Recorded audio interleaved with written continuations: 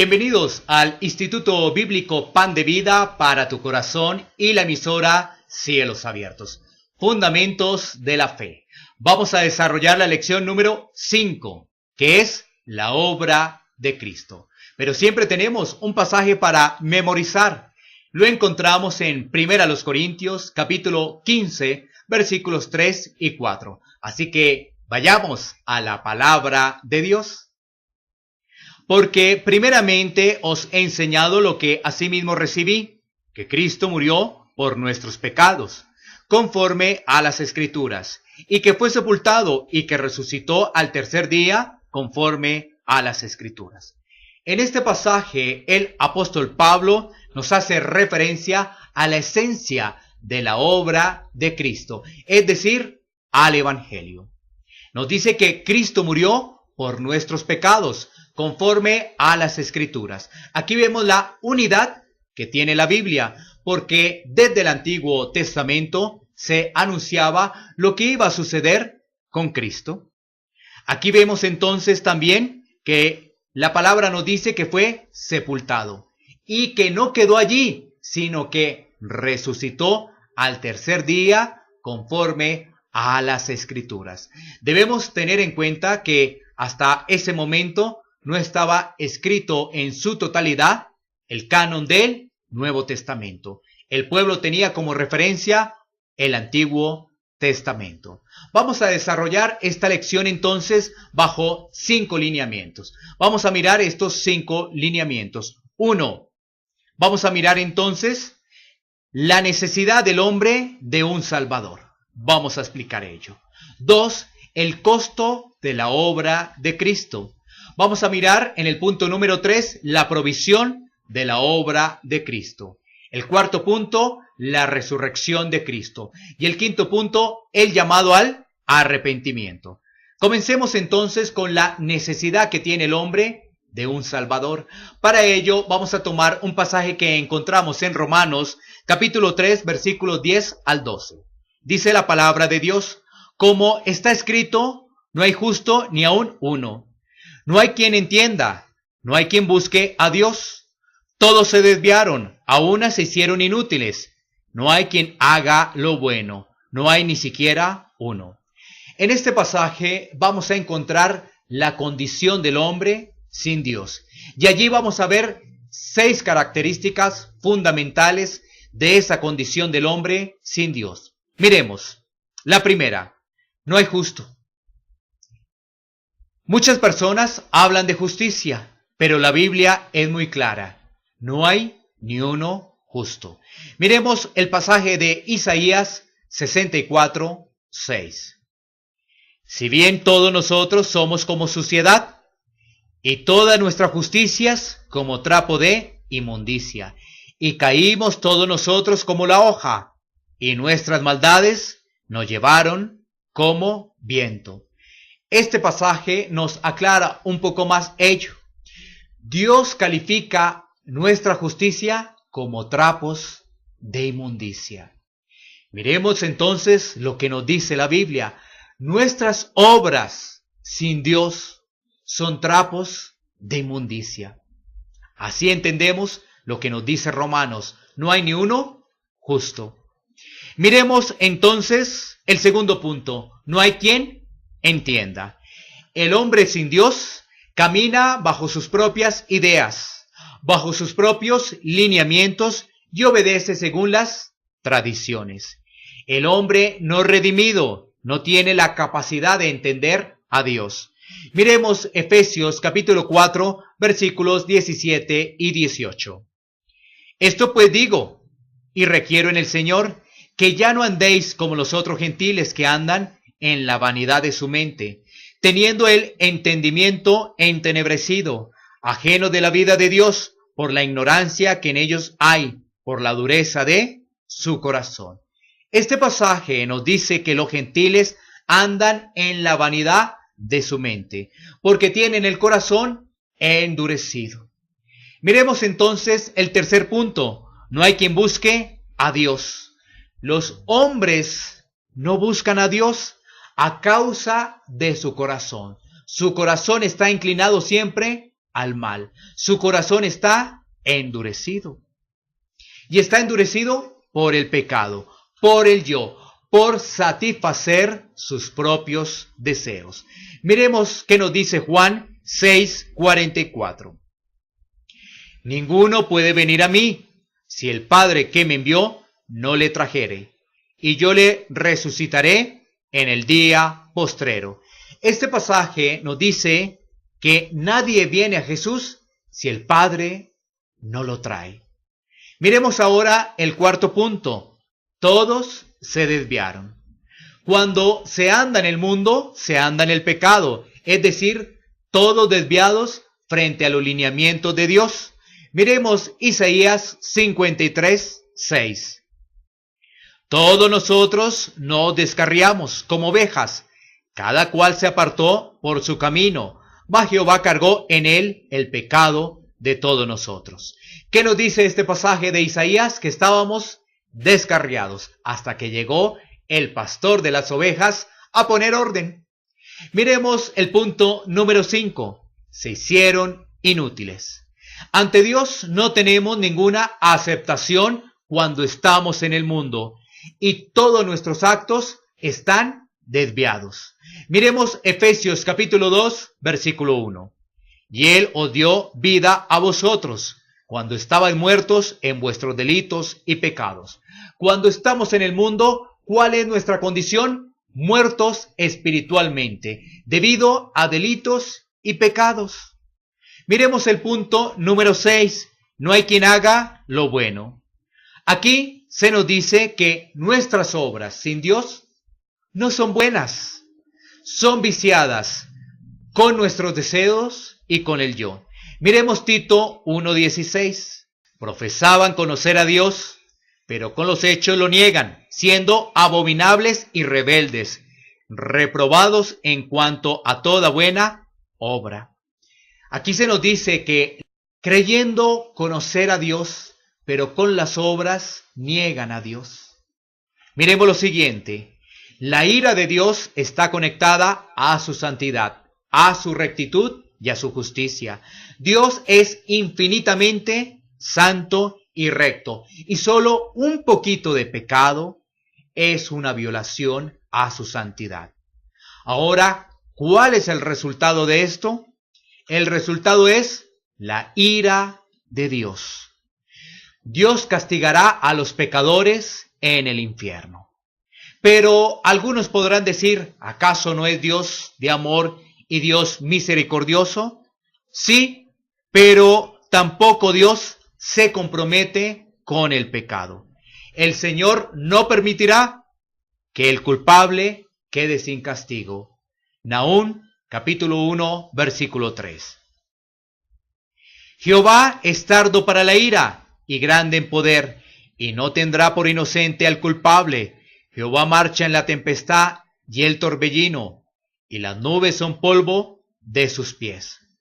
Tenemos que decir lo siguiente, que Dios es santo.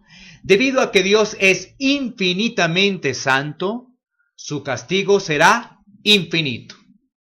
Si Dios fuera menos santo, entonces su castigo sería menor. Y si Dios no fuera santo, entonces no habría castigo.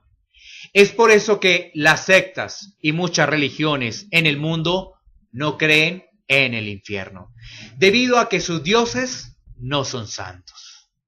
El infierno es el lugar de fuego insaciable, donde los pecadores serán atormentados en cuerpo y mente por la eternidad.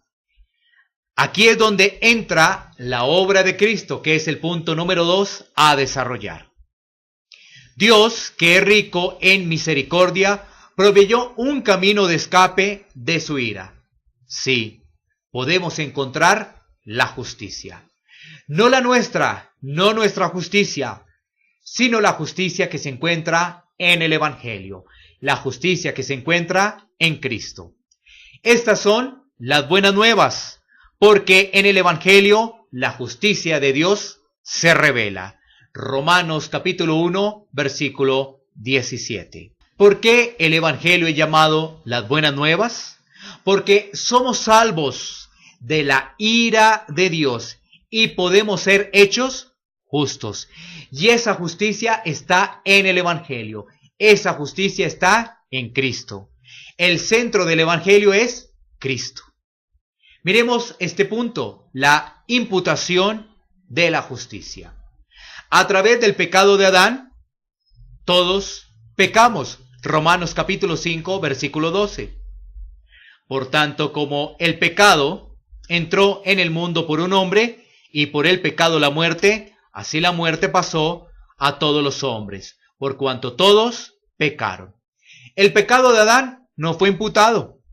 Adán fue nuestro representante, fue creado santo y perfecto, pero él pecó. Mira lo que nos dice Romanos 5:19. Porque, como por la desobediencia de un hombre muchos fueron hechos pecadores, así también por la obediencia de uno muchos serán hechos justos. Hemos transgredido la ley de Dios. Jesús vino como nuestro sustituto, a la vez que se hizo hombre, y como hombre nos representó.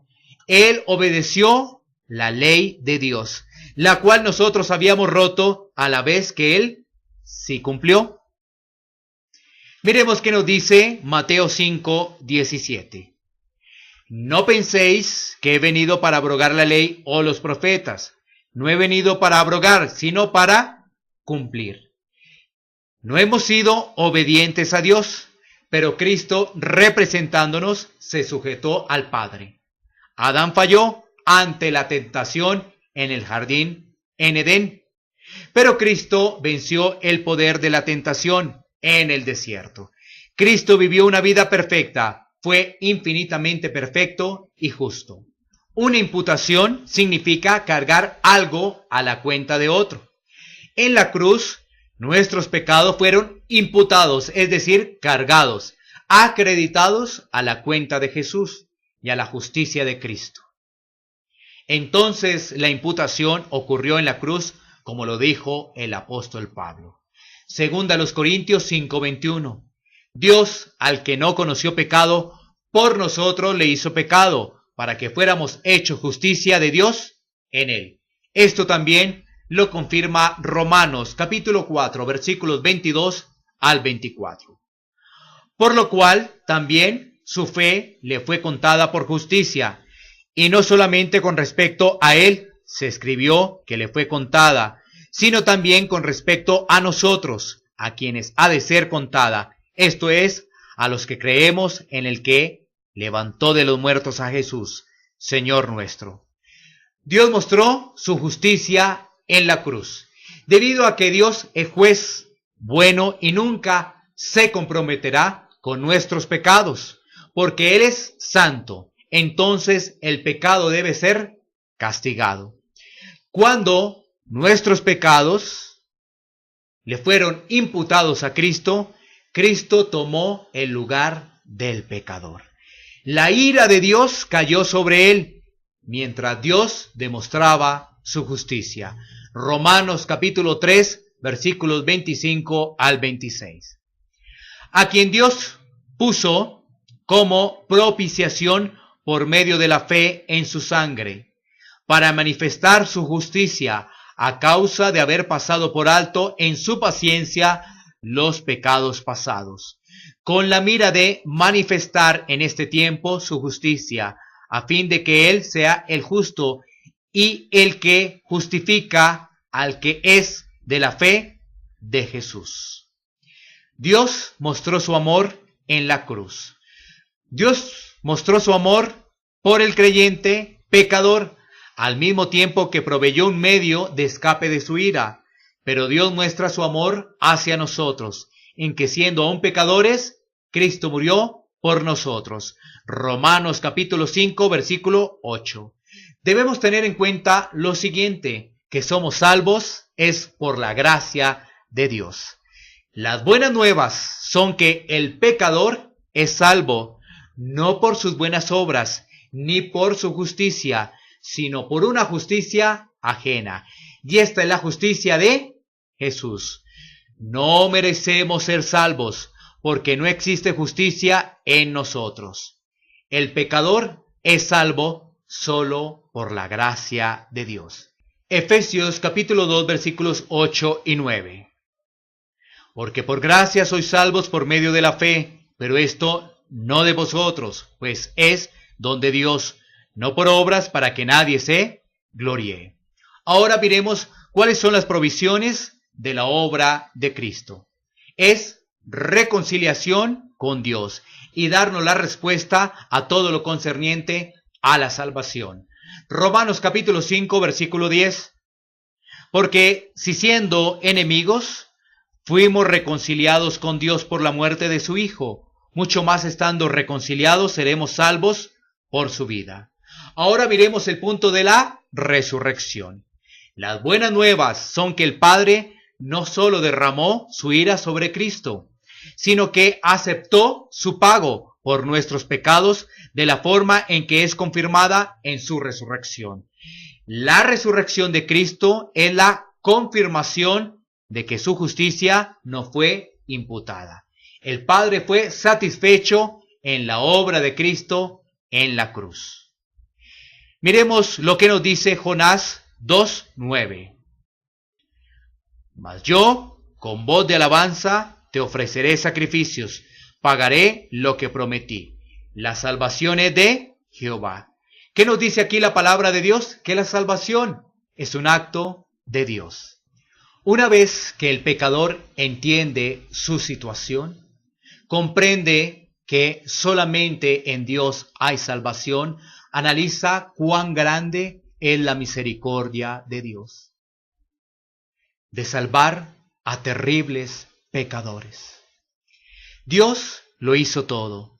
Si Dios el Padre fue infinitamente satisfecho en la obra de Cristo en la cruz, ¿cuánto más Cristo deberá satisfacer nuestras almas?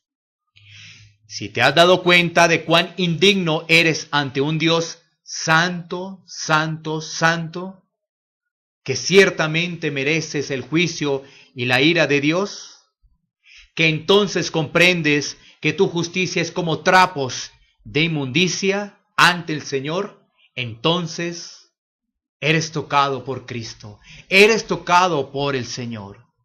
Entonces eres salvo de la ira de Dios. En lugar de vivir de acuerdo al patrón del mundo, ahora vives para Dios.